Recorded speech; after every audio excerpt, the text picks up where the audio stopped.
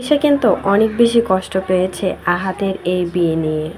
একদিন কিন্তু তিশা আহাদের জীবন থেকে চলে যাবে এমনই একটা পোস্ট দিয়েছে, বলেছে আমি আর থাকবো না, একদিন হয়তো বা হারিয়ে যাব, আমার এসব আর ভালো লাগছে না। একটা মেয়ে কত সহ্য করতে পারে।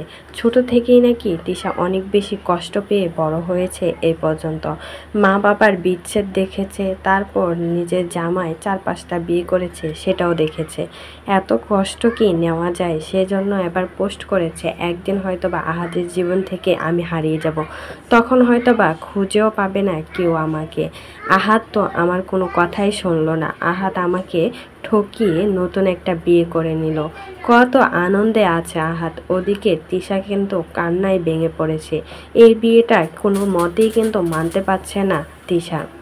তিশার আবেগময় এই ফেসবুকের স্ট্যাটাসগুলো দেখে সবাই তো বলছে সত্যি সত্যিই কিন্তু তিশা একদিন হয়তো বা হেরেই যাবে, কারণ নতুন বউ যে চালাক বোঝা যাচ্ছে। আহাদকে কিন্তু এখনই কন্ট্রোল করে নিয়েছে, কয়দিন হয়তো বা পরে আহাদ আর তিশাকে রাখবে না, যেমন আখির সাথে করেছিল।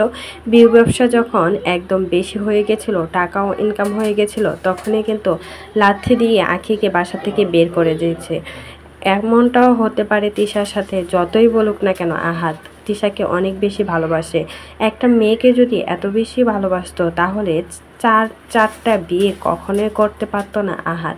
তিশা যে কতটা ভালোবাসে আহাদকে সেটা কিন্তু তিশা প্রমাণ দিয়েছে, কারণ চাইলে কিন্তু তিশা আহাদের সংসার ছেড়ে চলে যেতে পারতো, কিন্তু সেটা যায়নি, এখন পর্যন্ত রয়ে গেছে। কারণ আহাদকে ভালোবাসে বলেই কিন্তু আহাদের সংসারে এখনও আছে। আহাদ বিয়ে করছে জেনেও কিন্তু তিশা এখনও আহাদের সংসারে আছে, আর আহাদ তিশাকে কষ্ট দিয়ে আবারও বিয়ে করে নিল।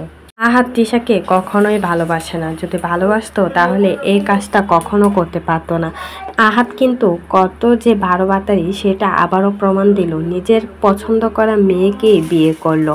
অনেক না করা সত্ত্বেও কিন্তু তিশার কোনো কথা না শুনে আহাদ বিয়ে করে নিল।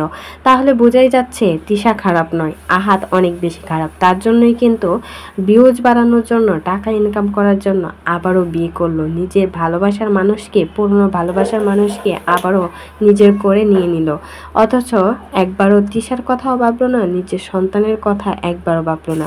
প্রত্যেকটা বউয়ের ঘরে কিন্তু একটা একটা বাচ্চা আছে। আল্লাহর কাছে কিন্তু অবশ্যই আহাদকে এসবের হিসাব দিতে হবে। কোনো বাচ্চার কোনো খোঁজ খবর রাখে না, অথচ এখানে নতুন আবারও বিয়ে করতে হাজির হয়ে গেল। এই বিষয়ে যদি আপনাদের কোনো মতামত থাকে সেটা কিন্তু অবশ্যই আমাদের কমেন্ট বক্সে কমেন্টে জানাতে বলবেন না। আর কথাগুলো ঠিক বললাম নাকি ভুল বললাম সেটাও কিন্তু জানিয়ে যাবেন।